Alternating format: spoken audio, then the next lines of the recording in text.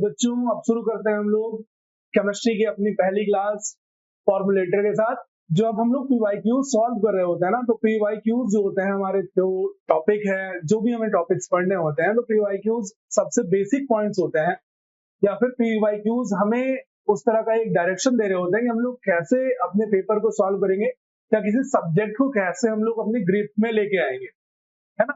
तो देखते हैं कुछ क्वेश्चंस हमारे पास है, तो इनको हम लोग एक एक करके सॉल्व करते हैं। कहीं पर भी अगर आपको किसी भी तरह का कोई डाउट रहता है तो आप कमेंट बॉक्स में कमेंट कर सकते हैं और उसका सोल्यूशन आपको एज सून एज पॉसिबल जो है वो मिल जाएगा।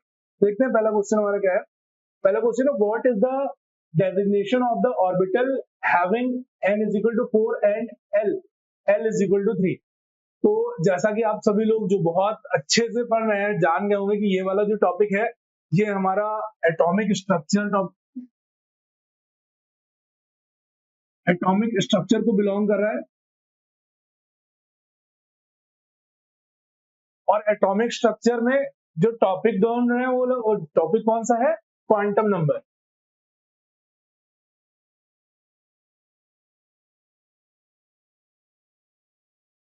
अब इस क्वेश्चन को सॉल्व करना तो बड़ा आसान है, यहां सिर्फ दो चीजें हैं। तो n जो है ये रिप्रेजेंट किसको करता है, ये रिप्रेजेंट करता है शेल्स को, और जो l है यहाँ पे ये l है, l किसको रिप्रेजेंट करता है, सब शेल्स को। और सिर्फ हमको इसमें जानना है कि ये l इज इक्वल टू 0 हो सकता है, l इज इक्वल टू 1 हो सकता है, l इज इक्वल टू 2 हो सकता है, और या तो l इज इक्वल टू 3। तो जो l की वैल्यूज है वो फिक्स है, या तो l की वैल्यू में 1 मिलेगी, या तो l की वैल्यू में 2 मिलेगी, या तो l की वैल्यू में 3 मिलेगी, और या तो l की वैल्यू में 0 मिलेगी। तो बस सिंपल सा क्वेश्चन, सिंपल सा आंसर है इस क्वेश्चन के लिए। For the value of l is equal to 0, ये हमारा कौन सा सबशेल रिप्रेजेंट करता है, s सबशेल को रिप्रेजेंट करता है। For the value of l is equal to 1, ये हमारा p सबशेल को रिप्रेजेंट करता है। For the value of l is equal to 2, ये हमारा d ऑर्बिटल को रिप्रेजेंट करता है। और for the value of l is equal to 3, ये हमारा f ऑर्बिटल को रिप्रेजेंट करता है। तो अब ये जैसा कि क्वेश्चन पूछा हुआ है n इज इक्वल टू 4, यानी कि 4 सीधा सीधा हो गया। और अगर हम l इज इक्वल टू 3 की बात करते हैं तो यानी कि f, यानी कि ये जो हमारा पूछा हुआ है कि डेजिग्नेशन इसका क्या होगा, तो इसका डेजिग्नेशन हमारा क्या हो जाएगा, 4f हो जाएगा। इजिली सॉल्व कर सकते हैं। चलो इसका एक सिंपल वे में अगर मान लो जैसे यही वाले क्वेश्चन में n इज इक्वल टू इधर लिखा हमने 4 और l इज इक्वल टू अगर लिख दिया होता 0, मान लो इसी क्वेश्चन को थोड़ा चेंज कर लेते, तो ये हमारा 4 l इज इक्वल टू 0 पे कौन सा सबशेल आ रहा है हमारा s, यानी कि ये हमारा डेजिग्नेशन इसका क्या हो जाता 4s। तो इस तरह से हमने ये वाला पहला क्वेश्चन सॉल्व किया। उम्मीद है कि आपको ये चीज समझ में आ गई होगी, इसमें जो भी चीजें बताई गई। ऐसे कोई भी अगर डेजिग्नेशन पूछता है तो हम n की वैल्यूज को उसके सिंबल के फॉर्म में सबसे फर्स्ट नंबर में रखेंगे, जो कि उसके शेल को रिप्रेजेंट करेगा, और सब शेल्स को उसके हिसाब से रखेंगे। अगर इस पूरे कॉन्सेप्ट को जानना चाहते हैं तो इसके लिए आपको हमारे कोर्सेज में जाना पड़ेगा, जहां पे हम हर एक टॉपिक को बहुत बेस लैंग्वेज से या बहुत ही बेसिक से एक्सप्लेन करने वाले। अब हम बढ़ते हैं अपने दूसरे क्वेश्चन की तरफ, देखते हैं क्या है। तो अब ये आ गया, right the ground state electronic configuration of n2 minus. देखो इसको समझने के लिए भैया ये सबसे पहले तो हमको हर क्वेश्चन को पहचानना पड़ेगा कि ये हमारा कौन से टॉपिक से आ रहा है। तो ये वाला जो क्वेश्चन है ये हमारे एक बहुत ही बढ़िया टॉपिक से है, जिसको हम लोग बोलते हैं MOT, यानी कि मॉलिक्यूलर ऑर्बिटल थ्योरी। तो बस आप लोगों को चुटकियों में सॉल्व करवाऊंगा मैं, और बहुत ही आराम से इसके क्वेश्चंस हम लोग लगा लेंगे, ठीक है। तो सबसे पहले इसका कॉन्सेप्ट जानना होता है कि मॉलिक्यूलर ऑर्बिटल थ्योरी का कॉन्सेप्ट क्या होता है। मॉलिक्यूलर ऑर्बिटल थ्योरी के कॉन्सेप्ट को जानने के लिए हम लोग इसको दो पार्ट में ब्रेक कर सकते हैं। इस पेज को जैसे यहां से मैंने दो पार्ट में ब्रेक कर लिया। अब दो तरह के क्वेश्चन हमारे MOT में मिलेंगे। पहला जो क्वेश्चन होगा वो होगा अप टू 14 इलेक्ट्रॉन्स तक, और जो दूसरा होगा वो अबव 14 इलेक्ट्रॉन्स। ये क्या चीज बताने लगे सर जी, कुछ ऐसा जो हमारे टॉपिक को बिलोंग करे। तो सबसे पहले तो ऐसा समझना है कि जैसे कोई भी कंपोनेंट हमने लिया, जैसे हमने बोला कि सर ऑक्सीजन, O2 के पास टोटल इलेक्ट्रॉन कितने होंगे। सबसे पहले ये क्वेश्चन आया, O2 के पास कितने इलेक्ट्रॉन है, तो ऑक्सीजन जो है, ऑक्सीजन का एटॉमिक नंबर कितना होता है 8, इलेक्ट्रॉनिक कॉन्फ़िगरेशन करेंगे तो 2,6, यानी कि ऑक्सीजन के पास कितने इलेक्ट्रॉन हो गए, एक एटम के पास 6 और 2 8 इलेक्ट्रॉन। तो अगर O2 की बात करें तो यहाँ पे टोटल इसके इलेक्ट्रॉन कितने हो गए, 16 इलेक्ट्रॉन हुए कि नहीं हुए। तो इसका मतलब है हमको कौन से वाले पार्ट का कॉन्सेप्ट जानना होगा, इसका कॉन्सेप्ट जानना। ऐसे ही अगर हम लोगों ने बोला कि भैया हमको जानना है B2 का कॉन्सेप्ट, तो B2 में कितने इलेक्ट्रॉन होते हैं, तो बोरॉन की जब भी बात करेंगे तो बोरॉन का एटॉमिक नंबर होता है 5, यानी कि दो बोरॉन मॉलिक्यूल के अंदर कितने इलेक्ट्रॉन्स हो जाएंगे, टोटल 10 इलेक्ट्रॉन्स। इसका मतलब जो कॉन्सेप्ट हमने पढ़ना है वो कौन सा कॉन्सेप्ट होगा हमारा, अप टू 14 इलेक्ट्रॉन तक। तो बस दो कॉन्सेप्ट छोटे छोटे से हैं, इनको अच्छे से जान लेना है और इसको अप्लाई कर देना है, क्योंकि ये जो क्वेश्चन है जो ग्राउंड स्टेट इलेक्ट्रॉनिक कॉन्फ़िगरेशन वाला क्वेश्चन है, इसमें बॉन्ड ऑर्डर के भी क्वेश्चन आते हैं, मैं लिख देता हूं। इसमें से हमसे जो क्वेश्चन पूछे जाएंगे वो होगा, एक ग्राउंड स्टेट इलेक्ट्रॉनिक कॉन्फ़िगरेशन से रिलेटेड क्वेश्चन पूछे जाएंगे, दूसरा मैग्नेटिक बिहेवियर से रिलेटेड क्वेश्चन पूछे जाएंगे, तीसरा बॉन्ड ऑर्डर से रिलेटेड क्वेश्चन पूछे जाएंगे, और चौथा स्टेबिलिटी से रिलेटेड क्वेश्चन पूछा जाएगा।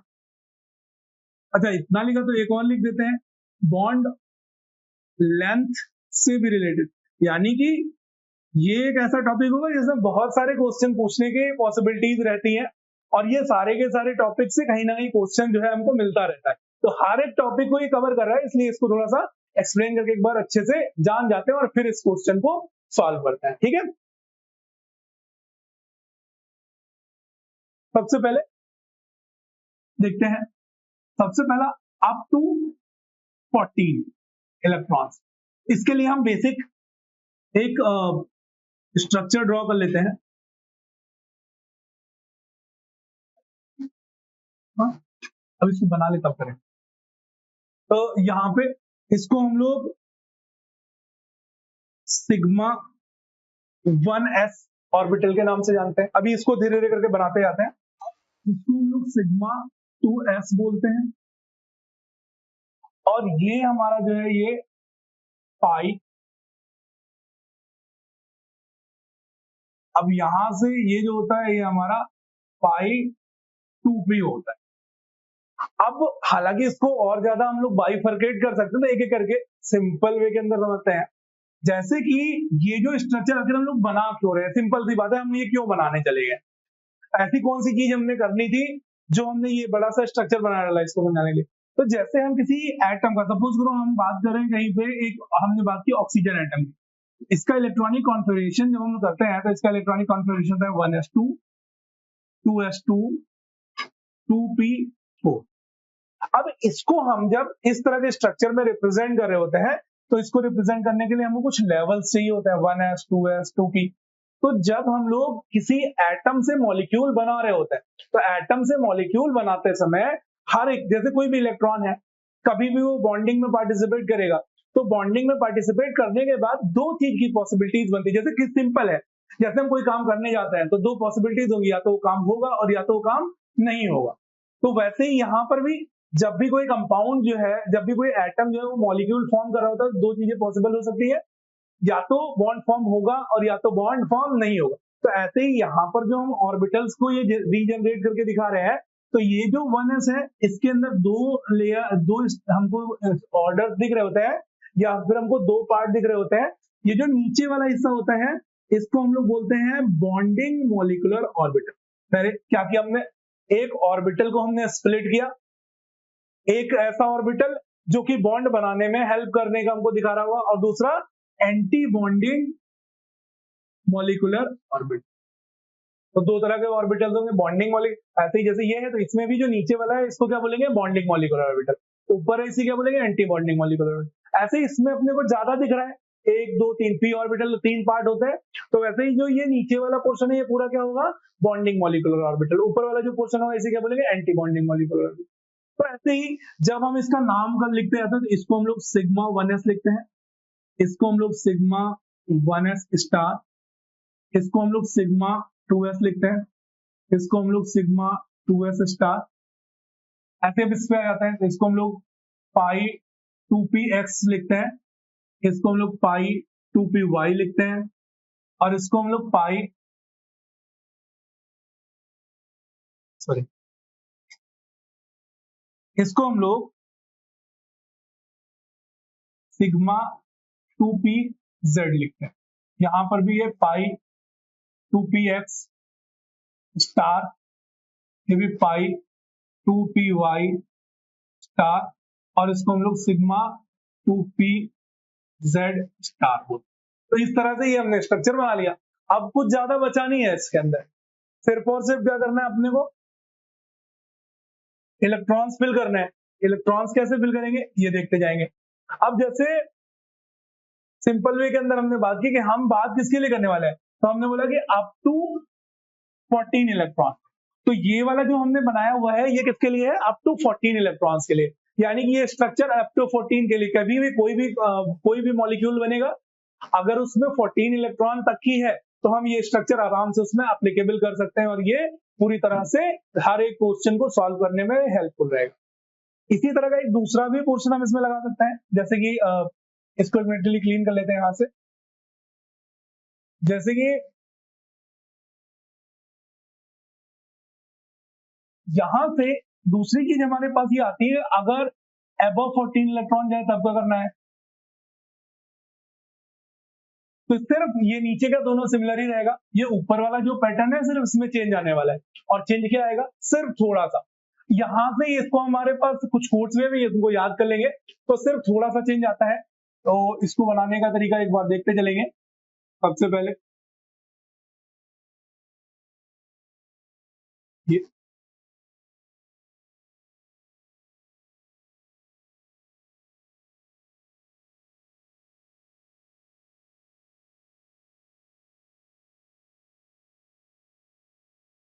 आप लोग देख रहे होंगे, सिर्फ इसमें छोटा सा चेंज आया है इन दोनों स्ट्रक्चर्स के अंदर। राइट, इन दोनों में आप देख रहे होंगे कि इसमें सिर्फ और सिर्फ थोड़ा सा चेंज आया है। अगर इसको चाहें तो अभी यहाँ पर जैसे हमने सिग्मा और पाई में ब्रेक कर दिया है, तो हम लोग चाहें तो यहाँ से ये सिग्मा और पाई हम लोग हटा सकते हैं। इसको हम लोग सीधे सीधे ये बता सकते हैं, ये वाला ऑर्बिटल जैसे है, इसको हम लोग ये बोल सकते हैं कि ये वाला जो है हमारा एस ऑर्बिटल है, ये वाला एस ऑर्बिटल है, और ये पी ऑर्बिटल है। कौन सा, ये 1s ऑर्बिटल है, ये 2s ऑर्बिटल है, और ये 2p ऑर्बिटल। क्योंकि सिग्मा और पाई तो हम वहां बांटने वाले हैं, तो इसको हम ऐसे भी ब्रेक कर सकते हैं, तो और ज्यादा चीजें क्लियर हो सकती है। जब यहाँ पर आते हैं तो ये, जैसे यहाँ पे हमने बोला इसको पाई 2p, तो पाई 2p की जगह पे अगर हम इसको 2p लिख दें तो और ज्यादा थोड़ा सा इफेक्टिव मिल जाएगा हमें। अब करना कुछ नहीं, देखो इस दोनों में चेंज क्या है, ये जो एक ऑर्बिटल ऊपर था इसमें एक ऑर्बिटल नीचे, इसको क्या बोलेंगे, सिग्मा 2pz। यहाँ पे ये पाई 2px, पाई 2py, ऐसे यहाँ पे पाई 2px स्टार, पाई 2py स्टार, सिग्मा 2pz। अब इसमें करना कुछ है नहीं, जो भी क्वेश्चन होगा सिर्फ इसको फॉलो कराते रहना है और हमारा आंसर है। जैसे अभी आप पिछले वाले में देखेंगे, अब हम अपने क्वेश्चन को देखें, right the ground state electronic configuration of N2। चलो भाई N2 को ट्रीट कर लेते हैं। N2 में क्या करना है, ये तो हमने बनाया, एक और पेज ऐड करते हैं, देखेंगे N2 माइनस,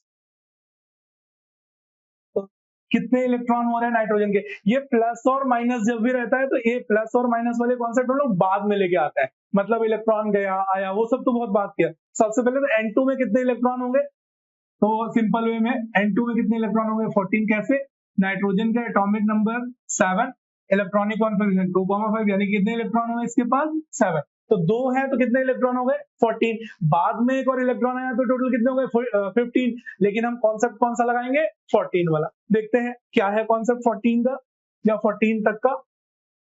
ये देखिए, ये वाला अप टू 14, ये वाला अबव 14। तो सिंपल, हमारे पास पहले कितने इलेक्ट्रॉन है, 14, और बाद में एक और इलेक्ट्रॉन आया तो कितना हो गया, 15।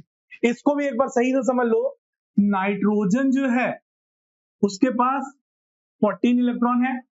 जब इस पर निगेटिव चार्ज आया, जैसे हमने यहां लिखा N2 माइनस, तो इसका मतलब क्या हुआ, एक इलेक्ट्रॉन इसने गेन किया है। इसको हम लोग ऐसे भी तो लिख सकते थे N2 + 1 चार्ज, इसका क्या मतलब हुआ, ये एक इलेक्ट्रॉन लूज करेगा। अगर इलेक्ट्रॉन काउंट करेंगे तो इसमें कितने इलेक्ट्रॉन है 14, इसमें कितने इलेक्ट्रॉन हो जाएंगे 15, और अगर इसकी बात करेंगे तो इसमें कितने इलेक्ट्रॉन हो जाएंगे 30। तो बस इसमें अप्लाई करके देख लेते हैं, हमारे पास कितने इलेक्ट्रॉन है 14 + 1 15, क्योंकि हमें N2 माइनस करना है, तो 15 इलेक्ट्रॉन को अरेंज कर देते हैं 1 2। ओके, मैं इसमें पेन चेंज कर लेता हूं।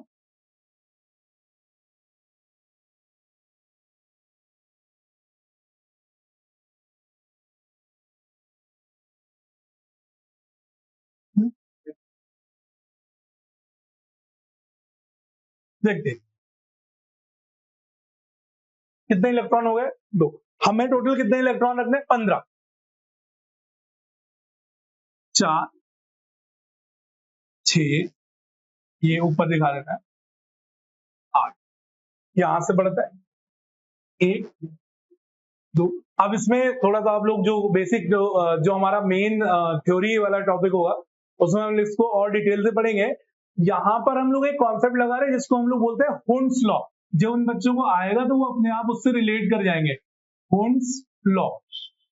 तो ये हुंस लॉ क्या होता है कि पहले हम लोग सिंगल सिंगल इलेक्ट्रॉन भरेंगे, बाद में इलेक्ट्रॉन की पेयरिंग करेंगे। तो हमने यहाँ पे एक इलेक्ट्रॉन और किया, यहाँ पे तो टोटल इलेक्ट्रॉन काउंट करेंगे 2 2 4 2 6 2 8 2 10 2 12, हमें कितने बने 15 13 14। अब देखो कितने इलेक्ट्रॉन हो गए 2 2 4 2 6 2 8 2 10 2 12 2 14। अब एक इलेक्ट्रॉन ये हमारा यहाँ पर था। तो अब हमको सिर्फ कुछ नहीं करना है इसमें से, सिर्फ और सिर्फ हमको ये बताना है कि बॉन्डिंग इलेक्ट्रॉन कितने हैं और एंटी बॉन्डिंग इलेक्ट्रॉन कितने।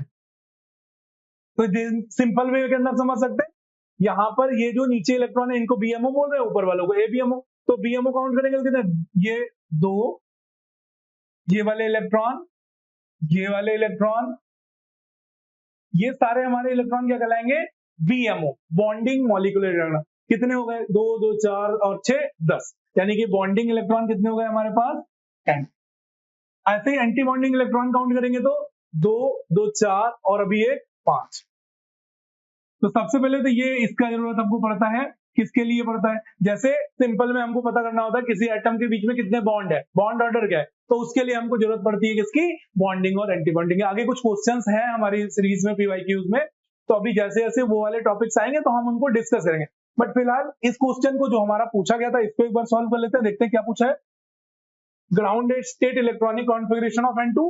तो एक जो नया पेज ऐड किया था उसमें देख लीजिए इसको, N2 माइनस। तो N2 माइनस के लिए हमने इलेक्ट्रॉनों की तो फिलिंग कर दी ना, तो बस इसी काउंट करें। तो बताओ सबसे पहला वाला हमारा ऑर्बिटल कौन सा है, सिग्मा 1s, और इसमें कितने इलेक्ट्रॉन है 2। तो बस यहाँ पर जो ये ग्राउंडेड स्टेट इलेक्ट्रॉनिक कॉन्फ़िगरेशन ये होता है सिग्मा 1s, और इसमें कितने इलेक्ट्रॉन आ गए 2।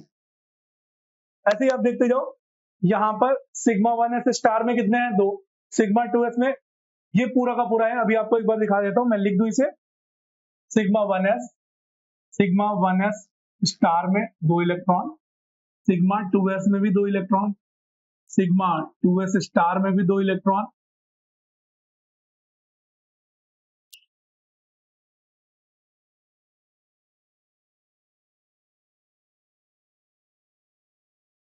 अब इसके बाद देख लीजिए यहाँ पे sigma 1s star, sigma 2s star के बाद पहला नंबर किसका आया पाई 2px का, और इन दोनों का एनर्जी लेवल क्या है इक्वल है, तो इसको इसी हिसाब से लिखते जाते हैं। पाई 2px में कितने electron 2 electron is equal to pi 2py में कितने इलेक्ट्रॉन 2 इलेक्ट्रॉन। और इसके बाद आप देख लीजिए यहां पर सिग्मा 2pz, यहां पर कितने इलेक्ट्रॉन है सिग्मा 2pz, यहां पे भी कितने इलेक्ट्रॉन है 2।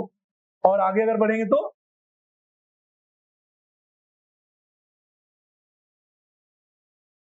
क्या पाई स्टार 2px में 1 इलेक्ट्रॉन है, बाकी तो है नहीं यहां पे।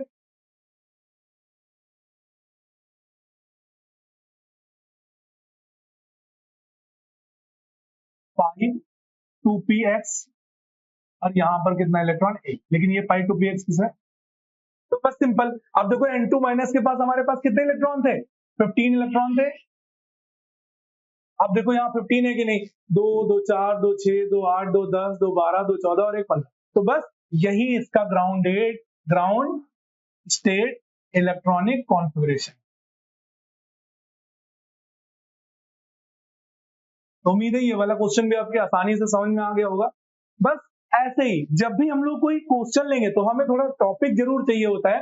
तो इन टॉपिक्स को हमने जो हमारा जो बेसिक कंटेंट है या फिर जो हमारा जिसमें हम लोगों ने इसको बहुत ब्रीफ से समझाया है, जब वहां पर टॉपिक्स को देखेंगे तो वहां पर आपको और ज्यादा बेहतर तरीके से चीजें जो है समझ में आएंगी। तो बच्चों देखते हैं हमारा तीसरा क्वेश्चन। तीसरा क्वेश्चन क्या कहता है, विच ऑफ क्रोमियम और copper is expected to be coloured. तो हम लोग को तो पता है, हम लोग को एग्जाम में ऐसे ही क्वेश्चन का तो इंतजार करना है, और जैसे ही ऐसा कोई क्वेश्चन दिखेगा ना तो बस उसके ऊपर टूट पड़ना है, क्योंकि ये ऐसा क्वेश्चन है जो सबसे आसान होगा। और बस देखते ही जैसे इसको देखेंगे बस तुरंत सॉल्व कर डालेंगे। क्यों?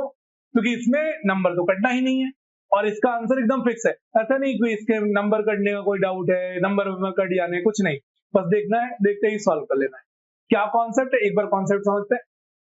सबसे पहले तो ये क्वेश्चन कहाँ का है, ये क्वेश्चन है डी ब्लॉक एलिमेंट। ये डी ब्लॉक एलिमेंट, ये तो बहुत बड़ा टॉपिक है, कैसे पता चलेगा? तो डी ब्लॉक को थोड़ा सा नीचे लेके आते हैं। जो पीरियडिक क्लासिफिकेशन, जो सेकंड जो हमारा मतलब 11 12 में आप लोगों ने सेकंड थर्ड चैप्टर में पढ़ा होगा पीरियडिक क्लासिफिकेशन, वहां के कॉन्सेप्ट को उठाते हैं और उस कॉन्सेप्ट का यूज करके इस क्वेश्चन को सॉल्व कर लेते हैं। तो सबसे पहले हम देखते हैं कि हमारा डी ऑर्बिटल होता कैसा है। ऐसा, अरे नहीं नहीं नहीं नहीं, डी ऑर्बिटल आपको लग रहा होगा कि डी ऑर्बिटल सर तो गड़बड़ बता रहे हैं, डी ऑर्बिटल तो ऐसा होता है ना, ऐसा 5 तरह के होता है, लेकिन ये वाला नहीं, अभी इसका कोई काम नहीं है। अभी इसका काम जो है किसी अलग क्वेश्चन में होगा, अभी इसका नहीं, अभी सिर्फ इसका है। डी ऑर्बिटल के कितने पार्ट होते हैं, काउंट करेंगे, 1 2 3 4 और 5।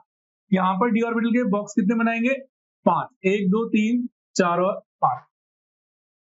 अब डी ब्लॉक में मान लो हमने इलेक्ट्रॉन भर दिए, किसके कॉन्सेप्ट के हिसाब से, अभी पीछे हमने एक जगह लिखा भी था, किसके हिसाब से, कूंट्ज के हिसाब से हमने इसमें इलेक्ट्रॉन भर दिए। अब ये से यहाँ 3 इलेक्ट्रॉन भर दिए, तो पता इसको क्या बोलेंगे, क्या ये कंप्लीट है क्या? यहाँ कंप्लीट लिख दिया, नहीं कंप्लीट नहीं है, कैसा है, इनकम्प्लीट। पक्का? एक और डी ऑर्बिटल बना देते हैं, इसमें इलेक्ट्रॉन भरते हैं,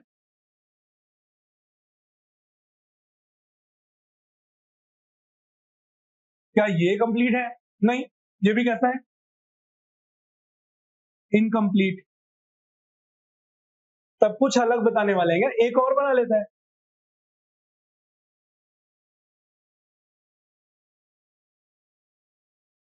एक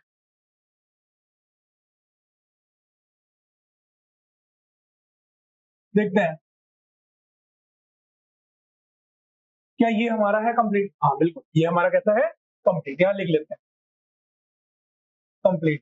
तो ये वाले क्वेश्चन में बस कंप्लीट और इनकम्प्लीट ही करना है। इलेक्ट्रॉनिक कॉन्फ़िगरेशन तो सीखेंगे, लेकिन इलेक्ट्रॉनिक कॉन्फ़िगरेशन में बस हमको देखना है कंप्लीट है या इनकम्प्लीट है। तो ये कैसा है, कंप्लीट। और इस कंप्लीट को हम ऐसा भी तो बोल सकते हैं, फुल फिल्ड। कैसे समझ में आया फुल फिल्ड? भाई इसमें 5 स्पेसेस थे, यहाँ 5 बॉक्स बने हुए थे, एक बॉक्स में मैक्सिमम 2 इलेक्ट्रॉन आ सकते हैं, तो यहाँ पे टोटल 5 बॉक्स है, 10 इलेक्ट्रॉन, यानी कि फुल फिल्ड हो गया। तो अगर यहाँ 3 इलेक्ट्रॉन है, ये इनकम्प्लीट है, यहाँ पे 5 और 2 7 इलेक्ट्रॉन है, ये क्या है, इनकम्प्लीट है। लेकिन अगर मैं यहाँ पे 2 इलेक्ट्रॉन और बढ़ा दूं, तो अब इसको क्या हम इनकम्प्लीट बोलेंगे क्या? इनकम्प्लीट तो बोलेंगे, लेकिन इसका हम एक दूसरा नाम भी हम लोग यूज कर सकते हैं, इसको हम लोग क्या बोल सकते हैं, हाफ फिल्ड। क्या बोल सकते हैं हम लोग, हाफ फिल्ड। और ये क्या, तीसरा वाला, ये और ये दोनों ही वैसे इनकम्प्लीट है, लेकिन इनके अलावा भी 2 चीजें और इनको बोल सकते हैं, ये इनकम्प्लीट फिल्ड। अभी जो करंट सिचुएशन है, ये इनकम्प्लीट फिल्ड है, ये हाफ फिल्ड है और ये फुल फिल्ड है। तो ये जो क्वेश्चन है ये हमारा इसी कॉन्सेप्ट से आता है। देखते हैं क्या है इसमें कॉन्सेप्ट। सबसे पहले हमने क्या किया, क्रोमियम का इलेक्ट्रॉनिक कॉन्फ़िगरेशन निकाला। क्रोमियम का इलेक्ट्रॉनिक कॉन्फ़िगरेशन क्या होता है, 1s2 2s2 2p6 3s2 3p6 4s2 3d4। अगर नहीं आता है, फिर से वही, अगर नहीं आता है तो इस टॉपिक को जानने के लिए हमें अपने बेसिक टॉपिक पर आना पड़ेगा जहां हमने डिटेल में सारे क्वेश्चंस को डिस्कस किया है या फिर सॉल्व किया। तो हमने इलेक्ट्रॉनिक कॉन्फ़िगरेशन कर लिया। जो बेसिक जानकार है उनके समझ में आता है कि ये वाला जो इलेक्ट्रॉनिक कॉन्फ़िगरेशन है ये किसका है, नोबल गैस का है यानी ऑर्गन। तो हमने इसको लिख दिया क्रोमियम ऑर्गन 4s2 3d। ऐसे हमने कॉपर लिख लिया तो ऑर्गन ये तो 18 हो गया 4s2 और 3d 9। अच्छा अगर ये नहीं पता हो तो क्रोमियम का एटॉमिक नंबर कितना होता है 24, कॉपर का एटॉमिक नंबर कितना होता है 29। तो हमने क्या किया, दोनों का इलेक्ट्रॉनिक कॉन्फ़िगरेशन बना लिया। लेकिन अब क्वेश्चन पे तो पहुंचना है। तो क्वेश्चन क्या कर रहा है, हमें कॉपर का नहीं, हमें क्रोमियम का नहीं, हमें कॉपर +1 और क्रोमियम +1 का जाना है। तो अभी हम लोगों ने पीछे सीखा था, यहां पे जब हमने बोला कि प्लस का 1 चार्ज आएगा तो प्लस का 1 मतलब इलेक्ट्रॉन गया, माइनस का 1 मतलब इलेक्ट्रॉन आया। बस इसी चीज को फॉलो कर लेंगे आप। Cr अगर मैं यहां पे ऐसे लिख दूं Cr प्लस का 1 तो इसका मतलब क्या हो, एक इलेक्ट्रॉन चला गया। तो इलेक्ट्रॉन कितने बचे टोटल, एटॉमिक नंबर 24 ही है लेकिन इलेक्ट्रॉन कितने बचे टोटल 23। तो अब इसका जनरल इलेक्ट्रॉनिक कॉन्फ़िगरेशन क्या होगा, तो इसका जनरल इलेक्ट्रॉनिक कॉन्फ़िगरेशन क्या होगा, ऑर्गन 4s1 3d4। ध्यान देना जब भी कभी d ऑर्बिटल या d ब्लॉक एलिमेंट से हम लोग इलेक्ट्रॉन गेन या लूज करते हैं, इलेक्ट्रॉन का जब आदान प्रदान करते हैं तो सबसे पहले वो आदान प्रदान कहां पर होता है, s ऑर्बिटल में होता है, इसके बाद किसी और ऑर्बिटल में होता है। तो सबसे पहले यहां हमने देखा कि एक इलेक्ट्रॉन हमारा लूज हो रहा है, तो कहां से लूज हुआ, s1 से। ऐसे अगर कॉपर के लिए हम लोग +1 बनाना चाहें तो क्या बनेगा, ऑर्गन 4s1 3d9। अब जो ये फुल फील्ड का कॉन्सेप्ट है, हाफ फील्ड का कॉन्सेप्ट है, तो इस कॉन्सेप्ट को नीचे थोड़ा सा स्पेस बना के सीखेंगे।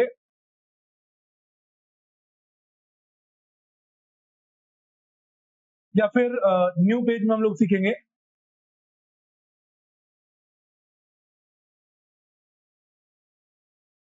Order of stability. Order of stability क्या है, सबसे ज्यादा स्टेबल कौन होगा, फुल फील्ड।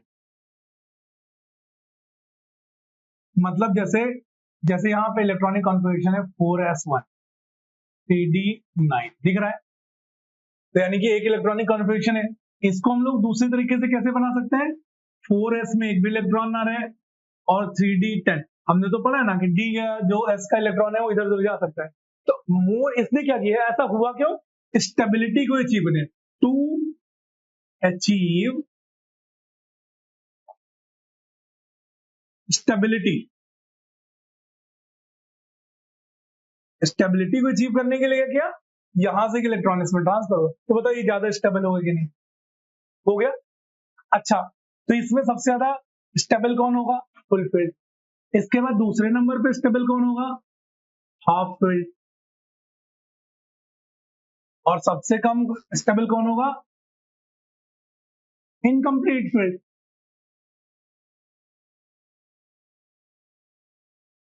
यानी कि एक बहुत बेसिक चीज से समझ में आएगा, जो हमने ये वाला क्वेश्चन किया है। तो अब जैसे ये था ऐसा बना, इससे जब ये वाली स्टेज आई तो इसके मुकाबले वो क्या एक्वायर करना चाहेगा, organ 4s0 3d10।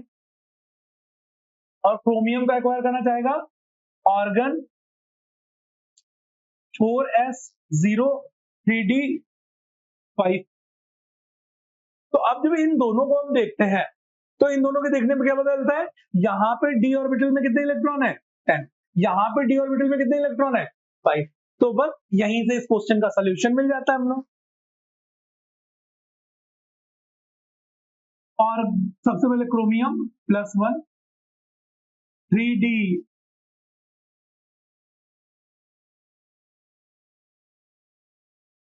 4s0 organ, अरे भाई एक मिनट, ऑर्गन 4s0 3d5। यानी कि इस d ऑर्बिटल को अगर हम लोग रिप्रेजेंट करें, इसमें कितने इलेक्ट्रॉन है? 1 2 3 4 5। अगर हम लोग कॉपर प्लस की बात करें तो यहां पर ऑर्गन 4s0 3d10 है, यानी कि यहां d में कितने इलेक्ट्रॉन है?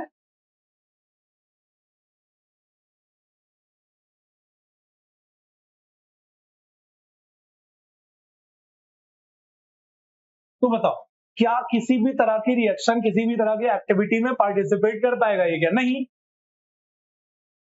तो जब भी हम लोग डी ऑर्बिटल्स की बात करते हैं, जब भी हम लोग डी ऑर्बिटल या डी ब्लॉक एलिमेंट्स की बात करेंगे, तो वो कलर आयन प्रॉपर्टी शो करते हैं। देख रहे हैं, इनकी कलर आयन प्रॉपर्टी शो करते हैं।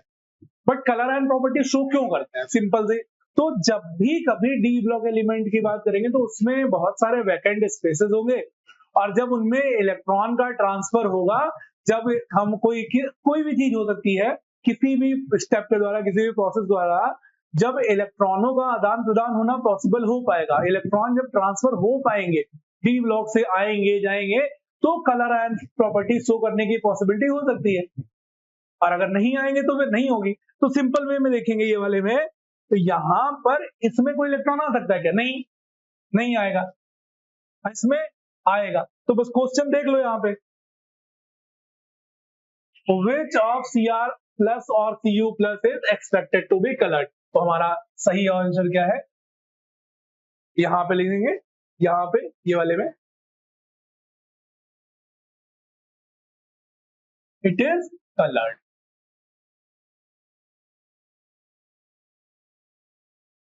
है ना। तो आपको ये वाला भी क्वेश्चन समझ में आ गया होगा। अब देखो कॉन्सेप्ट में, arrange molecular species N2 N2 plus and N2 minus. देखो ये थोड़ा सा इसमें लिखने में थोड़ी मिस्टेक हो गई है, इसको मैं सही कर लेता हूं। N2 N2 एक प्लस का चार्ज, N2 पे माइनस का चार्ज। तो देखो कॉन्सेप्ट तो हमने अभी पीछे सीखा था, आपको मैं दिखा देता हूं पीछे जाके। ये देखिए कॉन्सेप्ट तो हमने यही पढ़ा हुआ है, N2 माइनस तो हमने पहले ही कर लिया, लेकिन वापस सीखेंगे। तो जैसे हमने बात की किसकी, ये देखो ये तीनों स्पीसीज हमने लिख रखी है ना, बस इलेक्ट्रॉन काउंट करने हैं। तो जब हमने बात की N2, तो बस हमको सीधे से करने आ रहा है। सबसे पहले क्या, N2 की बात करेंगे। तो N2 में कितने इलेक्ट्रॉन है? 14, 2 2 4 2 6 2 8 10 12 14, 14 इलेक्ट्रॉन हो गए। अब बस हमको बॉन्डिंग और एंटी बॉन्डिंग गिनना है। तो बॉन्डिंग इलेक्ट्रॉन, यहां ध्यान, N2 के केस में ये सिर्फ यहीं तक आ रहा है। तो 2 2 4 और 6 10, यानी कि बॉन्डिंग, यहां पे मैं लिखता चलता हूं, ऐसे एरो बना लेता हूं, या आप उसी नए वाले पेज में, ठीक है। Bonding electron is equal to 10, anti bonding electron is equal to 4। ऐसे ही यहां पे N2 माइनस से भी 2 एरो निकाल लेंगे। N2 माइनस में कितने इलेक्ट्रॉन है? 15, कॉमन काउंट किया, 2 2 4 6 10। तो बॉन्डिंग इलेक्ट्रॉन कितने हैं? 10। और एंटी बॉन्डिंग इलेक्ट्रॉन कितने हो गए? इस बार एक मिल जाएगा, तो हो गए हमारे 5। ऐसे ही N2 प्लस में बात करेंगे तो टोटल इलेक्ट्रॉन 13, 2 2 4 2 6 2 8 2 10 2 12 और 1 13। यानी कि जो टोटल इलेक्ट्रॉन है, यहां से एक इलेक्ट्रॉन कम हो जाएगा, यानी कि 2 2 4 और 5 9। यानी कि बॉन्डिंग इलेक्ट्रॉन कितने होंगे? 9। और एंटी बॉन्डिंग इलेक्ट्रॉन कितने हो जाएंगे? 2 2 4 और कुछ भी। तो बस हमारा क्वेश्चन 10 4 10 5 और 9 4, बस इसी को याद रखना है। क्वेश्चन की तरफ अपने बढ़ता है, ये वही चीज, bonding electron 10, anti bonding electron 4, यहां पे फिर से 10, ये 5, अच्छा नहीं सॉरी, एक इलेक्ट्रॉन जाएगा, तो ये 9 4, और यहां पे जब आएगा तो 10 और 5। तो बस हमें क्या निकालना है, बॉन्ड ऑर्डर।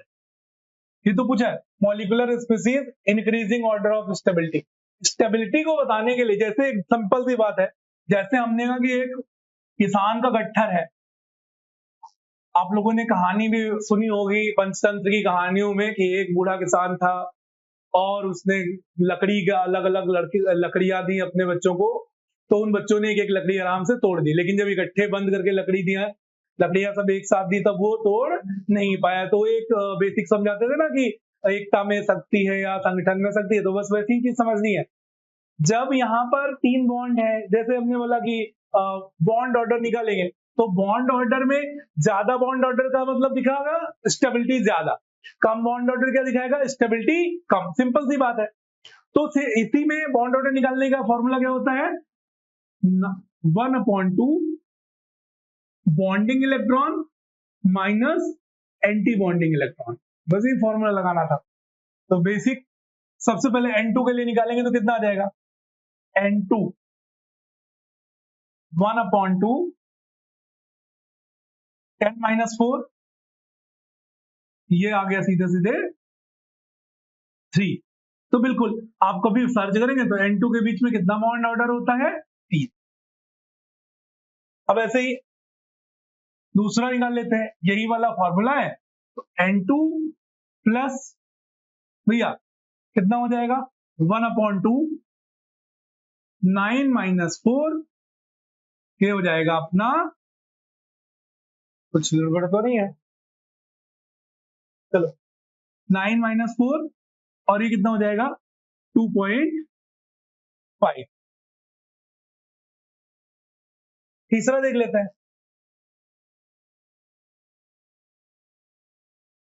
N2 माइनस, एक बार चेक कर लेते हैं जितनी चीजें हमने करी हैं वो सारी सही है कि नहीं। यहां पर देखते जाइए, N2 प्लस में 9-4 और N2 माइनस में 10 और 5 है, बिल्कुल सही। तो यहां पर कैसे करेंगे, तो 1/2 10-5 5 यहां पे बॉन्ड ऑर्डर कितना आ जाएगा 2.5, यहां पे बॉन्ड ऑर्डर कितना आ गया 2.5, और यहां पर बॉन्ड ऑर्डर कितना आ गया 3। देख रहे हैं। तो बताओ इन तीनों में जब हम लोग डिस्कशन करेंगे तो किसका बॉन्ड ऑर्डर सिमिलर मिलेगा हमें, इन दोनों का तो इक्वल मिल गया। और अच्छा इसमें एक और स्पीसीज आप लोग देख रहे हो, ये हम लोगों ने निकाला ले N2 2 माइनस, N2 2 माइनस जब हम लोग करेंगे तो एक इलेक्ट्रॉन और इधर बढ़ जाएगा, यानी कि यहां चौथा स्विच शॉर्ट कर देता हूं मैं, वहां लिखा नहीं था मैंने। N2 2 माइनस का कितना जाएगा 1/2 10-6, तो ये सीधा सीधा कितना आ जाएगा 2, यानी कि सबका बॉन्ड ऑर्डर हम पता लगा लिए, N2 एक और N2 2 माइनस। तो सबका बॉन्ड ऑर्डर कितना आ गया, यहां पर देखेंगे तो सबके बॉन्ड ऑर्डर, इसका एक का 3 आ गया, एक का 2.5 और 2, सबका तो हमने बॉन्ड ऑर्डर निकाल दिया। अब इसी चीज को तो हमें बोला उसने कि हमें ऑर्डर ऑफ स्टेबिलिटी बताना है, तो सबका लिख लेते हैं एक बार।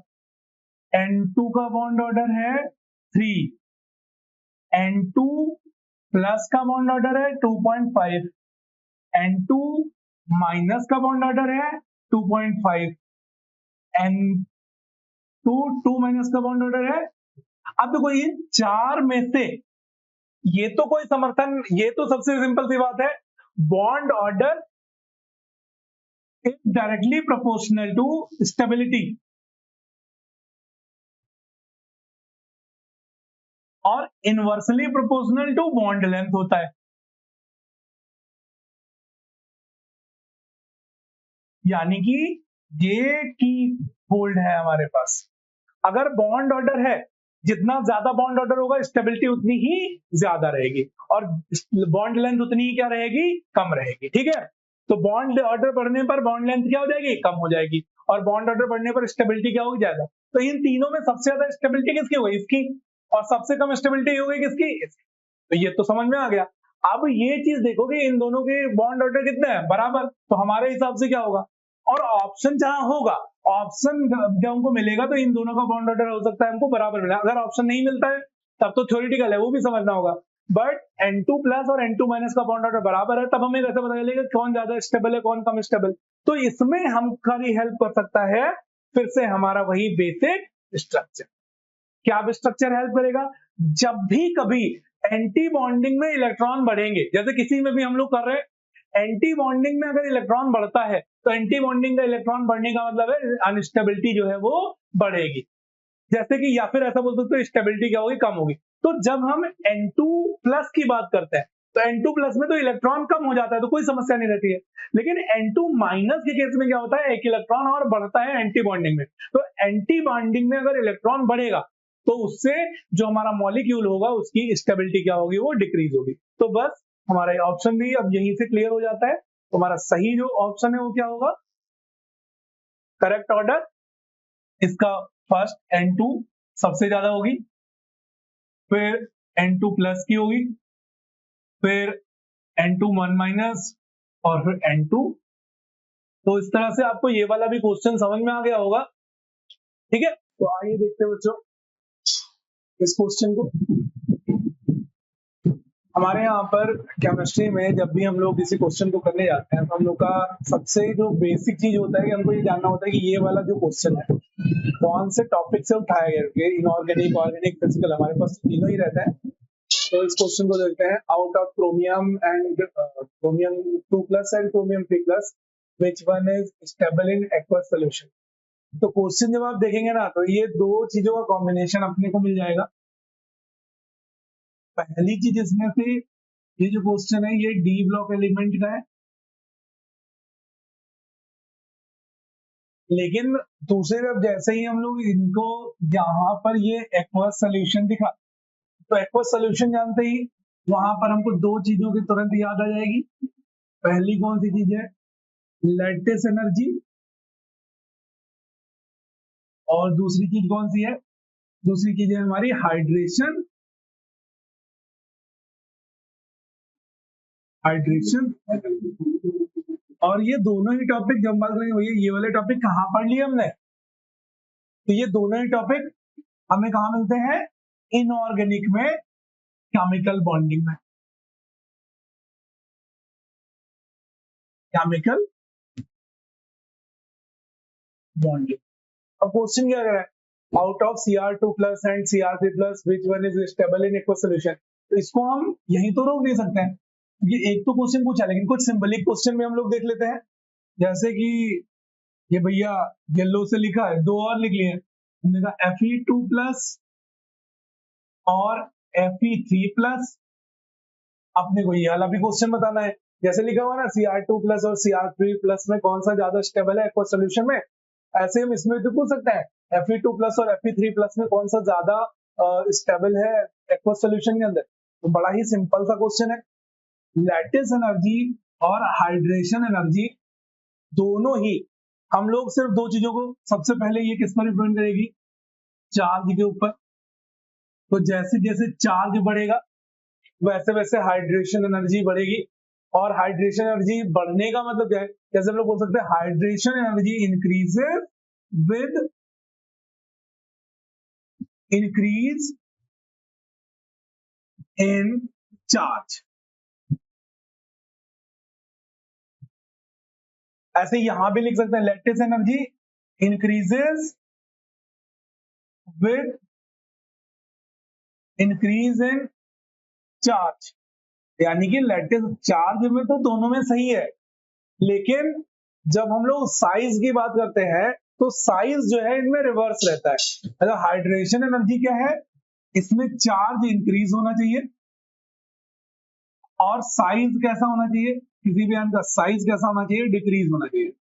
अगर हम हाइड्रेशन एनर्जी की बात करें तो किसी भी स्पीसीज का अगर हम लोग बोलेंगे कि इसका चार्ज ज्यादा तो इसकी हाइड्रेशन एनर्जी ज्यादा, अगर हाइड्रेशन एनर्जी ज्यादा है तो इसका मतलब क्या है, वो एक्वस सॉल्यूशन के अंदर इजीली जो है डिसॉल्व हो जाएगा, इजीली घुलना पसंद करेगा, डिसॉल्व होना पसंद करेगा। तो जैसे ये हमारा सिंपल क्वेश्चन है, ऐसा बहुत ज्यादा जब हम कॉन्सेप्ट्स की बात करते हैं, जब हम लोग केमिकल बॉन्डिंग टॉपिक को उठाते हैं, तब हम इन सारी चीजों को बहुत ज्यादा ब्रीफ या बहुत ज्यादा डिटेल में देखते हैं। जहां पर आपके लिए इस तरह के क्वेश्चन में सिर्फ सिंपल सी ट्रिक अपनानी है, जैसे ये दो है तो इसमें सिर्फ ये वाली लाइन लेनी है, इंक्रीजिंग चार्ज।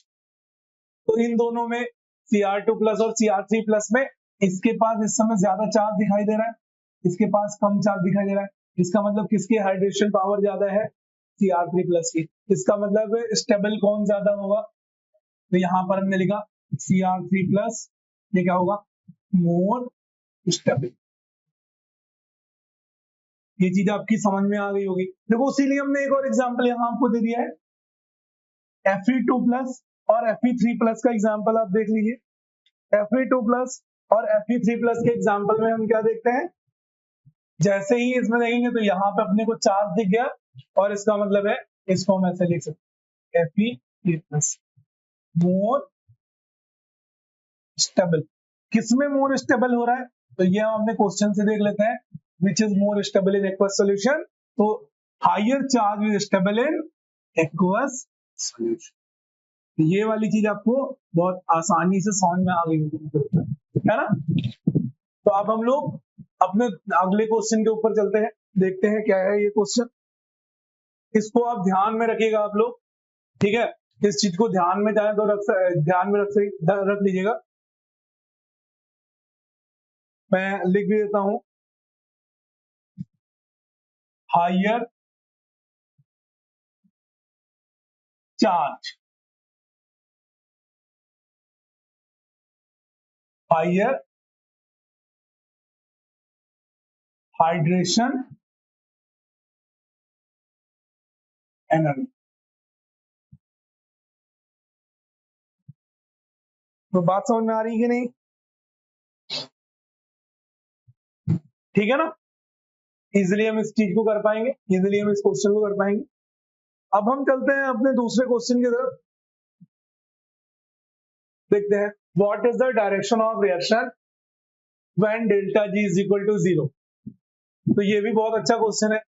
कहां से ये क्वेश्चन आता है? तो ये क्वेश्चन हमको अपने यहाँ पर जब हम लोग बेसिक केमिस्ट्री पढ़ रहे होते हैं तो उसमें दो जगह पर, या तो थर्मोडायनेमिक्स में ये टॉपिक इंट्रोड्यूस होता है, Gibbs free energy. Delta G stands for Gibbs free energy, Gibbs free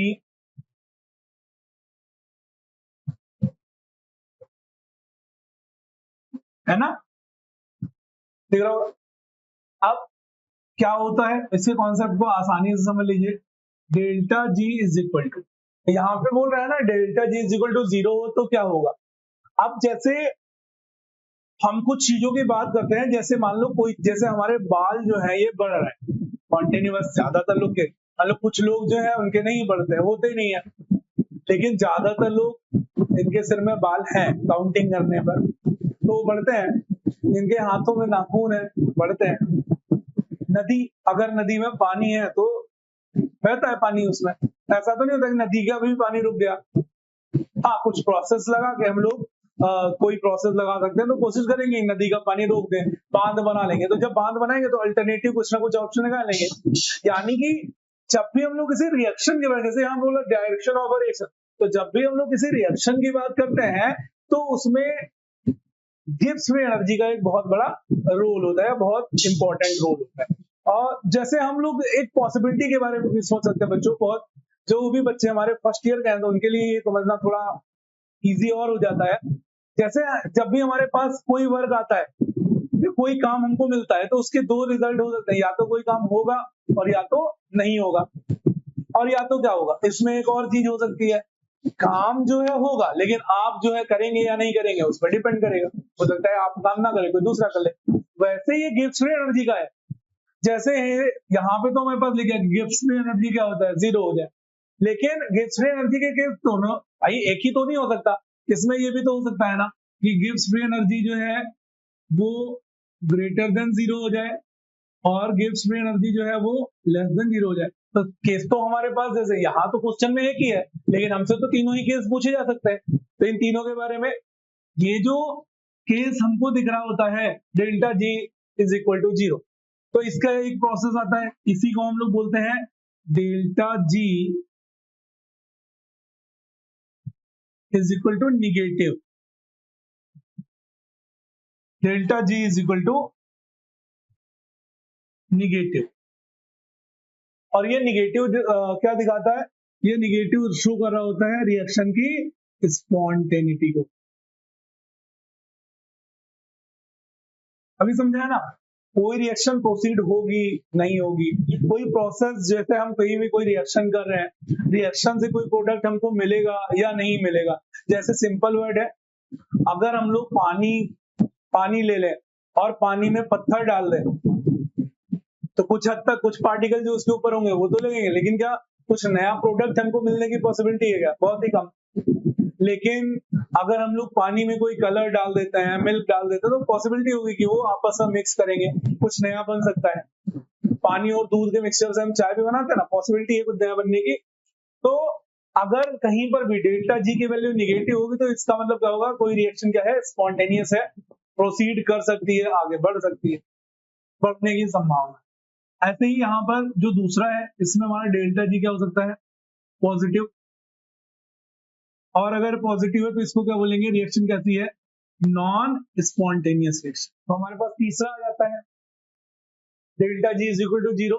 तो delta G is equal to zero जब भी होगा तो इसको हम लोग क्या बोलेंगे, इक्विलिब्रियम। इक्विलिब्रियम, तो जैसे ही ये वर्ड है इक्विलिब्रियम, तो हमको अब ये भी जानना है कि आखिर इक्विलिब्रियम क्या है, किसको है। तो जैसे हमने यहाँ पे एक रिएक्शन बढ़ाए है, N2 plus 3H2 reversible gives 2NH3। ये तो समझ में आ गए, ये हैबर प्रोसेस है। इसमें अगर ये इसके अंदर हम लोग आयरन और मोलिब्डेनम का यूज कर लें, कैटालिस्ट कैटालिटिक प्रोमोटर्स का यूज कर लें, टेम्परेचर पार्टिकल लिखे, तो ये हैबर प्रोसेस है। तो ये वाला एरो क्या दिखा रहा है, ये रिएक्शन कैसी है, रिवर्सिबल रिएक्शन है। तो रिवर्सिबल रिएक्शन क्या चीज शो कर रही होती है, रिवर्सिबल रिएक्शन ये शो कर रही है नाइट्रोजन और hydrogen, one molecule, one mole of nitrogen और 3 मॉलिक्यूल ऑफ हाइड्रोजन आपस में कंबाइन होते हैं, और कंबाइन होकर क्या बनाते हैं, अमोनिया के 2 मॉलिक्यूल्स बनाते हैं।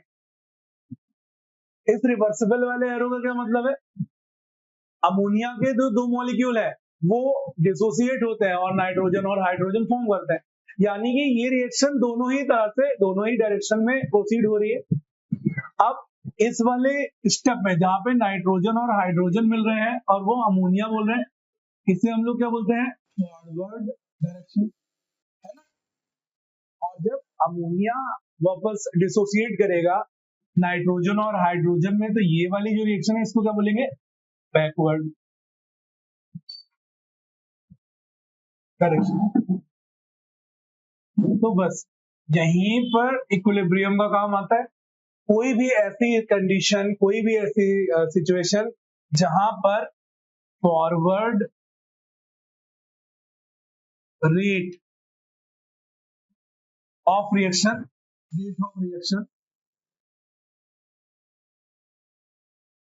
इक्वल हो जाता है बैकवर्ड रेट के, तो वो कंडीशन कौन सी कहलाती है, इक्विलिब्रियम।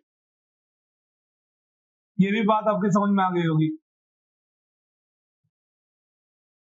थोड़ा इसको भी डिस्कस कर लेते हैं, मतलब बहुत बेसिक लेवल पे अगर हम लोग बात करें ना, जैसे कोई रिएक्शन, यहाँ मान लो ये सभी चीजें लिख गई, तो बहुत बेसिक लेवल पे जो हमारा स्टेटमेंट है वो क्या समझाना चाह रहा है कि जैसे कोई रिएक्शन हो रही, जैसे कोई रिएक्शन हो रही, तो उसमें सिर्फ और सिर्फ हमको ये समझना है कि गिब्स फ्री एनर्जी का काम क्या है।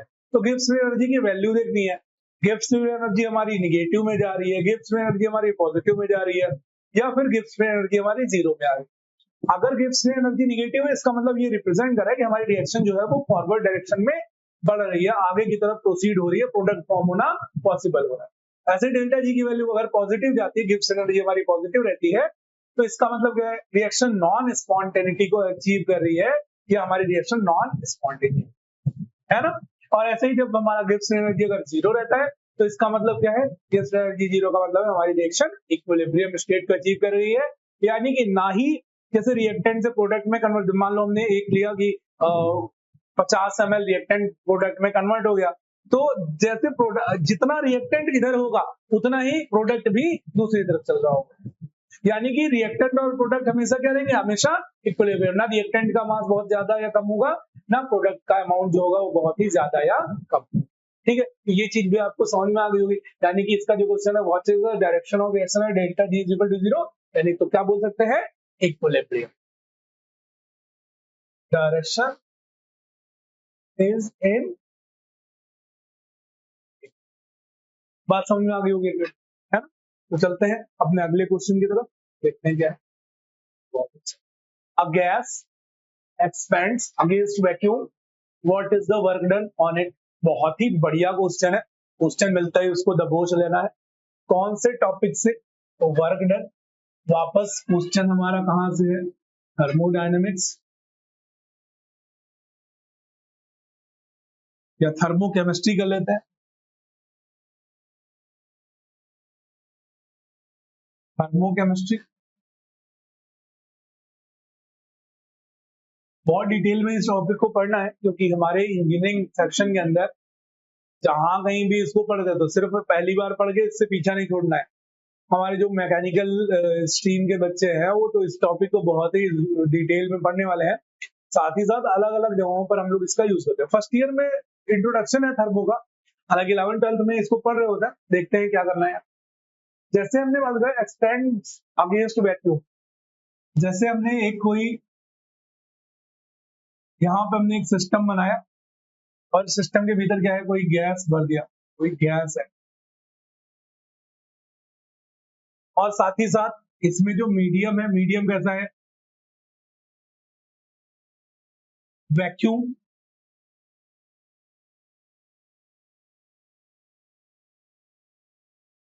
बी सॉरी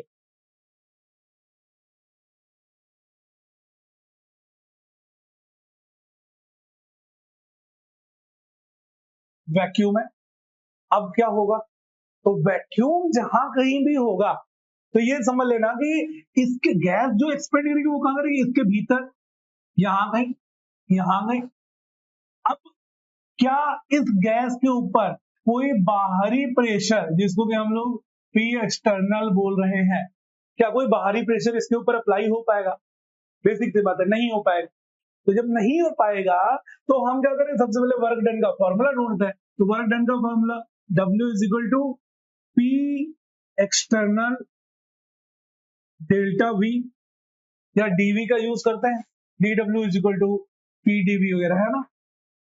निगेटिव में भी डायरेक्शन में रखना है। गैस का एक्सपेंशन हो रहा है ना, आइसोथर्मल रिवर्सिबल एक्सपेंशन, बहुत सारे वर्ड्स आप लोग सुनते हैं कि नहीं सुनते हैं?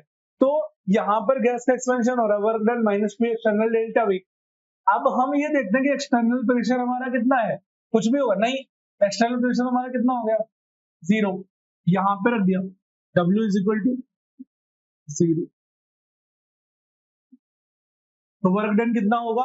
कुछ नहीं, यहाँ पे वर्क डन कितना होगा, यहाँ पे लिखा वर्क डन कितना होगा। हालांकि जब हम लोग इस तरह के क्वेश्चंस को पढ़ते हैं तो हमारे कॉन्सेप्ट में इनको डिस्कस करना बहुत ही ज्यादा डिटेल में रहता है। तो जहां जब हम लोग थर्मोडायनेमिक्स वाला टॉपिक पढ़ेंगे तो वहां पर हम लोग आइसोथर्मल क्या होता है, एडियाबैटिक क्या होता है, कैसे एक्सपेंशन होता है, कैसे कंप्रेशन होता है, किस तरह से हम लोग अलग अलग तरह से इनके वर्क डन को कैलकुलेट करेंगे, कौन कौन से टर्म्स होते हैं थर्मोडायनेमिक्स जिसमें हम लोग एंट्रोपी, एंथैल्पी, बहुत सारे टर्म्स का, गिब्स एनर्जी, है ना, बहुत सारे टर्म का यूज कर रहे होते हैं। तो धीरे धीरे करके हम लोग जैसे जैसे चैप्टर पढ़ेंगे वैसे वैसे इनको डिस्कस करेंगे। ठीक है, अगले क्वेश्चन की तरफ चलते हैं। What is the condition for a reaction to be in equilibrium? तो अभी तो हमने ये पढ़ा, आप देख रहे होंगे यहां से एक क्वेश्चन पहले ये, इक्विलिब्रियम के लिए पहली चीज क्या है? डेल्टा जी की वैल्यू कैसी होनी चाहिए? 0 होनी चाहिए। मुझे ना कंडीशन क्या है इक्विलिब्रियम की, और ये चैप्टर है कहां से? ये हमारा इक्विलिब्रियम चैप्टर भी है। कहां गया? केमिकल इक्विलिब्रियम, वहां से क्वेश्चन है। तो डेल्टा जी की वैल्यू 0 होगी तो रिएक्शन कैसे होगी? इक्विलिब्रियम में होगी। उसके अलावा दूसरी हमारी कंडीशन क्या है? बैकवर्ड रेट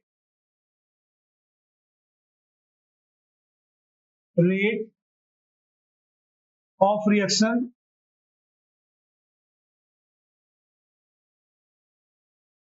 ये किसके बराबर होगा? फॉरवर्ड रेट ऑफ रिएक्शन के,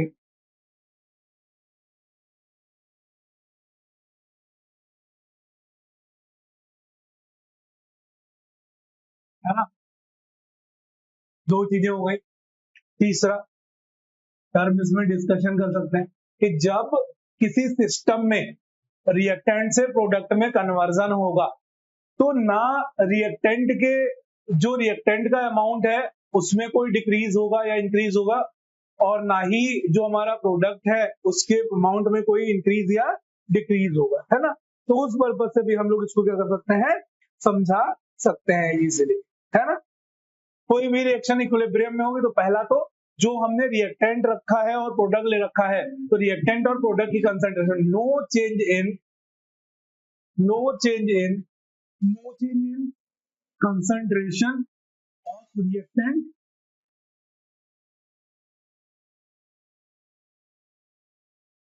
और प्रोडक्ट, है ना। ये तीन चीजें, पहला क्या, हिस्ट्री एनर्जी की वैल्यू 0 रखनी है। दूसरा क्या हो गया, बैकवर्ड रेट और फॉरवर्ड रेट ऑफ रिएक्शन क्या होने चाहिए, दोनों इक्वल होने चाहिए। और तीसरा क्या है, ना कंसंट्रेशन ऑफ रिएक्टेंट में कोई चेंज होगा और ना ही कंसंट्रेशन ऑफ प्रोडक्ट में कोई चेंज होना चाहिए, यानी कि दोनों ही एकदम हमको इक्वल देखेंगे।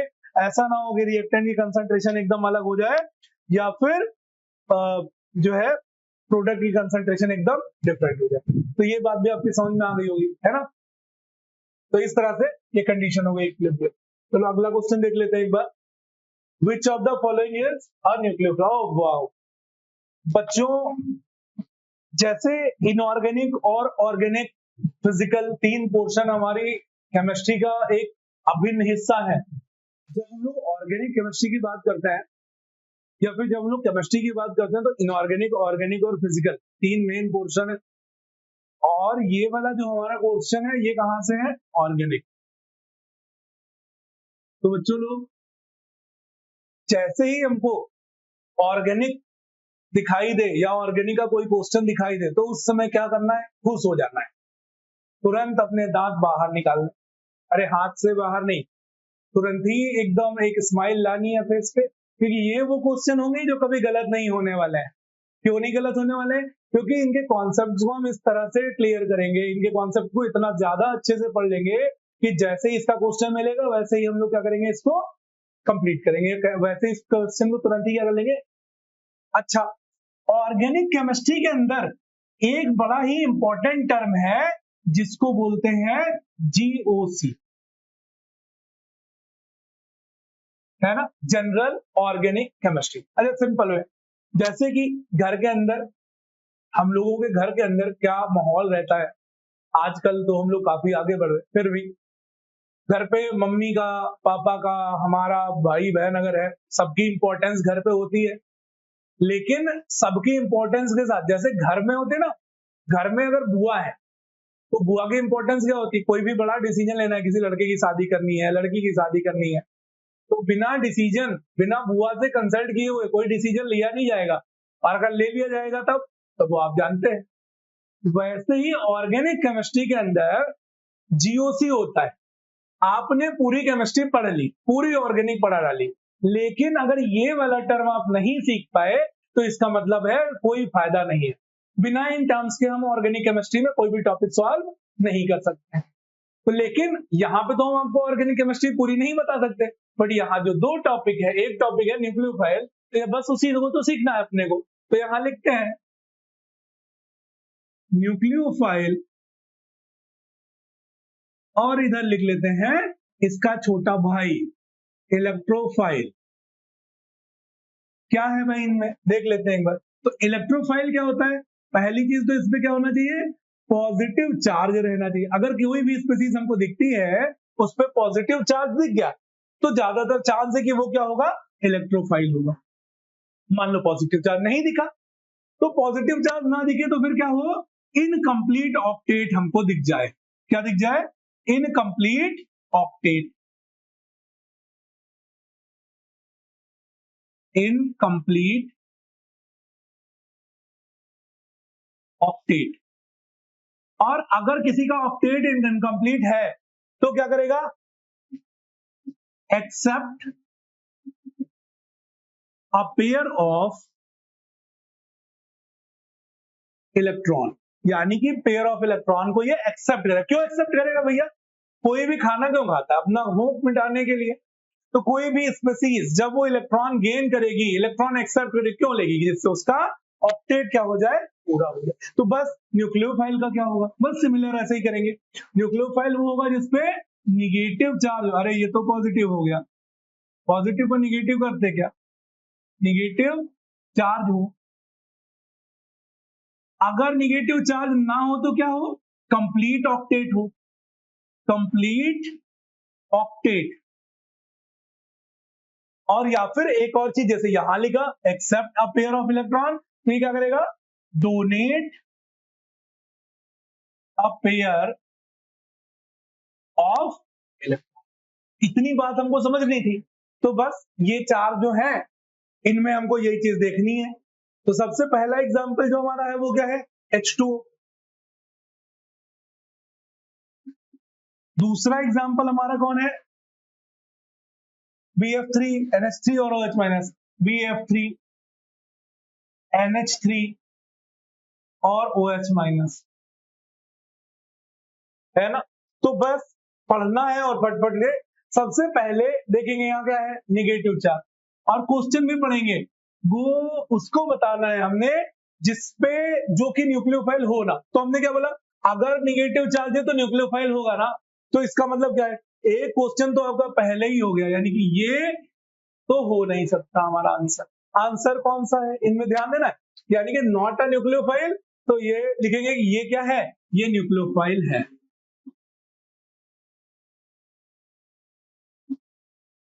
अच्छा, अब देखते हैं NH3। तो NH3 में हमने यहाँ पे इसका स्ट्रक्चर बना लिया।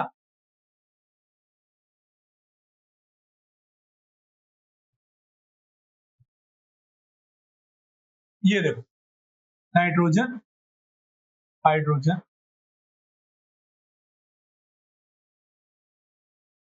ये हमारा है नाइट्रोजन, अमोनिया। तो भैया इस नाइट्रोजन में अपने को क्या दिख रहा है, पहले देखते हैं। तो यहाँ पे इस पेयर में 2 इलेक्ट्रॉन, यहाँ 2 इलेक्ट्रॉन, यहाँ 2 इलेक्ट्रॉन, 2 2 4 2 6 और 2 8 इलेक्ट्रॉन, यानी कि इसका ऑक्टेट कैसा है, कंप्लीट है। यहाँ देखो, अगर ऑक्टेट कंप्लीट होगा तो यानी कि वो भी क्या है, न्यूक्लियोफाइल। तो तुरंत इस वाले क्वेश्चन पे गए और यहां भी हमने लिख दिया क्या, न्यूक्लियोफाइल। ऐसा ही एक छोटा सा पार्ट यहां भी देख लेते हैं। ऑक्सीजन हाइड्रोजन के साथ जब इसने बॉन्ड बनाया तो यहां पर 2 लोन पेयर इधर दिख रहे हैं अपने को, यानी कि 2 इलेक्ट्रॉन इधर हो गए, 2 इलेक्ट्रॉन इधर हो गए और 4 इधर, यानी कि 8। इसका भी ऑक्टेट कंप्लीट, यानी कि ये भी क्या है, न्यूक्लियोफाइल। ऐसे ही पता लगा लेंगे। तो बस अब इस क्वेश्चन पे आ जाते हैं, बोरॉन ट्राइफ्लोराइड।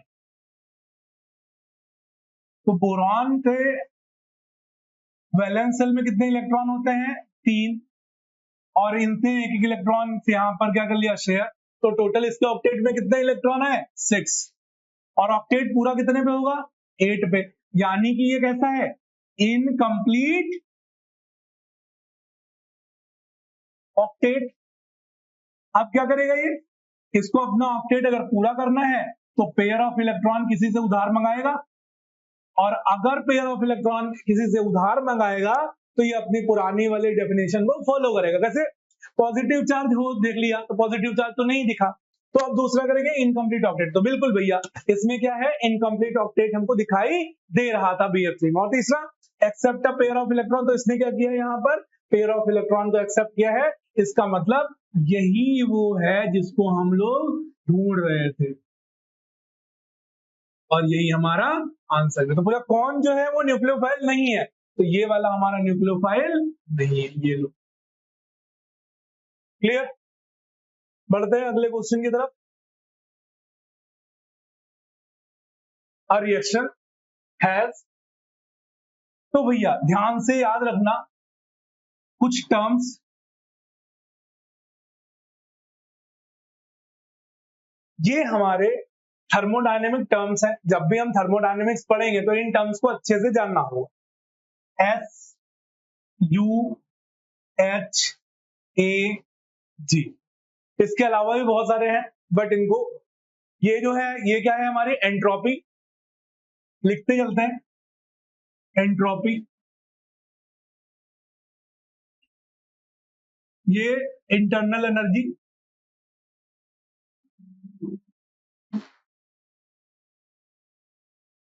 इंथैल्पी,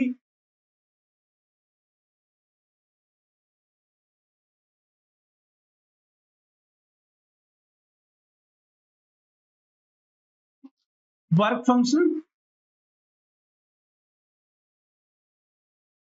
और गिव्स फ्री एनर्जी।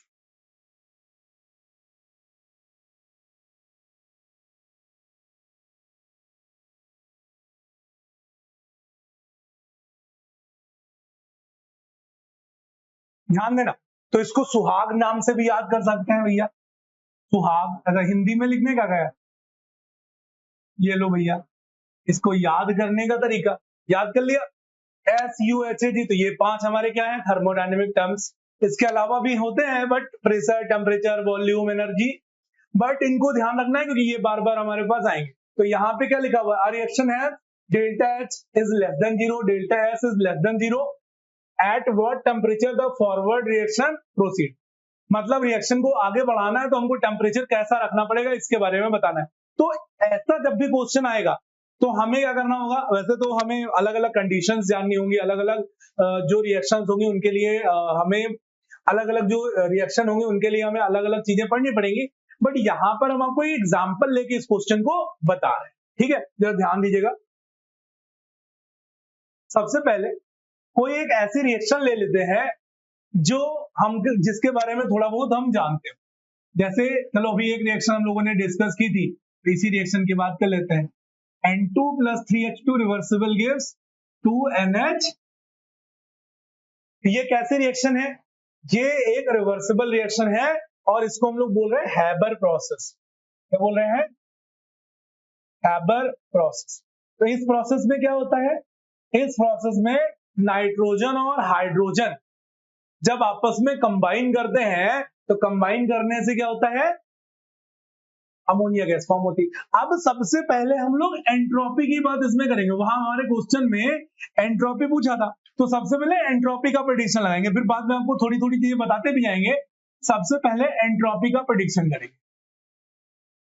बहुत सारे तरीके, बट एक सिंपल सा टेक्निक है, क्या यहां पर नंबर ऑफ मोल्स काउंट कर सकते हैं। तो नंबर ऑफ मोल रिएक्टेंट के कितने हैं, 4 है। Number of product, number of moles of product कितने हैं, 2 है। यानी कि ज्यादा नंबर ऑफ मोल्स को हम लोग ले रहे हैं रिएक्टेंट में और इससे कम number of moles of product हमको फॉर्म हो रहे हैं। जब भी कभी ऐसा कोई सिचुएशन होगा तो उस सिचुएशन में जो हमारी एंट्रोपी है, एंट्रोपी हमेशा कैसी आएगी, निगेटिव आएगी। ध्यान देंगे। अब पिछली वाली कंडीशन में एक बार चले जाते हैं। A reaction has delta H is less than 0, delta S is less than 0। तो एक तो कंडीशन हमको मिल गई, एंट्रोपी यानी कि डेल्टा S कैसा आएगा, निगेटिव। कैसे हमको पता चला, इसके number of moles of reactant और number of moles of product से पता चला। अब इसकी कुछ एग्जैक्ट वैल्यूज भी हैं जो हमने कुछ डेटा कलेक्ट किया था, तो उससे कुछ एक्सपेरिमेंटल जो वैल्यूज हमारी निकली है। फिक्स वैल्यू, स्टैंडर्ड एंट्रोपी की वैल्यू हम जो हमारी आई है उसको लिख लेंगे। स्टैंडर्ड एंथैल्पी की जो वैल्यू आई है, स्टैंडर्ड गिव्स फ्री एनर्जी की जो वैल्यू आई है उसको आप देख लीजिए, ये हम लोगों ने पहले से कैलकुलेट करके रख दी है। तो हमारी एंथैल्पी की वैल्यू यहां पर आती है -46.2 किलो जूल। ऐसे स्टैंडर्ड एंट्रोपी चेंज की वैल्यू हमारी आती है -389 किलो जूल। और गिव्स फ्री एनर्जी हमारी आती है -16.4 किलो जूल। और ये सारी चीजें हमको मिलती है 298 केल्विन। कॉमन बात करेंगे तो ये 298 कितना है बताओ, 25 डिग्री सेंटीग्रेड दिख रहा है कि नहीं, और 25 डिग्री सेंटीग्रेड का मतलब है क्या, लो टेम्परेचर। अब इसको तो इस रिएक्शन में बस ऑब्जर्व करते जाएंगे जो जो चीजें हमने सीखी हैं पहले से। देखो ज्यादा कुछ हमने नहीं सीखा। डेल्टा जी की वैल्यू निगेटिव, तो हमने अपने पिछले क्वेश्चंस के अंदर सीखा भी है, आप थोड़ा बहुत जानते भी हैं। अगर डेल्टा जी की वैल्यू निगेटिव, इसका मतलब रिएक्शन तो आगे बढ़ रही है, रिएक्शन प्रोसीड हो रही है, रिएक्शन स्पॉन्टेनियस है, यानी कि नाइट्रोजन और हाइड्रोजन के कॉम्बिनेशन से अमोनिया फॉर्म हो रही है, एक चीज मिल गई। दूसरा, जब ये दोनों वैल्यू निगेटिव है और रिएक्शन आगे बढ़ रही है, और रिएक्शन आगे बढ़ने के लिए टेम्परेचर कैसा है, लो है, तो कभी भी अगर रिएक्शन को तेज करना है तो क्या करना होगा भैया, टेम्परेचर को बढ़ाना होगा। टेम्परेचर को क्या करना पड़ेगा, इंक्रीज करना होगा। और कौन कौन इसको बता रहा है, तो और कौन कौन बताने में, हम लोगों ने एक टॉपिक पढ़ा हुआ है ली चैटलियर्स प्रिंसिपल। हिंदी वाले बच्चे जो हिंदी मीडियम के रहे हैं उन लोगों ने सुना होगा ला सातेलीय नियम। तो ली चैटलियर्स प्रिंसिपल के अंदर से भी हम लोग अगर दिखाएंगे तो टेम्परेचर, वॉल्यूम और प्रेशर, या फिर प्रेशर और वॉल्यूम की बात कर रहे होते हैं, कंसंट्रेशन की बात कर रहे होते हैं, और वहां पे हम लोग अगर आइडियल गैस इक्वेशन लगाएंगे तो टेम्परेचर भी हम लोग इन्वॉल्व कर सकते हैं। वो बेसिक लेवल पे अब इन दोनों से देखो दिख रहा है हमारी ये दोनों वैल्यू कैसी हैं, निगेटिव। तो रिएक्शन में प्रोडक्ट कैसे फॉर्म हो रहा है, लो टेम्परेचर पे। तो अगर हमें रिएक्शन की स्पीड बढ़ानी है तो रिएक्शन की स्पीड कैसे बढ़ेगी, हाई टेम्परेचर पे। अब क्वेश्चन में जाते हैं, देखो पहले सॉल्यूशन फिर question. A reaction that has delta H, reaction that has delta H की वैल्यू कैसी है, निगेटिव। डेल्टा एस की वैल्यू कैसी है, negative. At what temperature, forward reaction करनी है, तो फॉरवर्ड रिएक्शन और तेज बढ़ाने के लिए क्या करना होगा, हमें टेम्परेचर को बढ़ाना होगा। Increase the temperature, increase the temperature. तो आपको ये वाली बात भी समझ में आ गई होगी, है ना।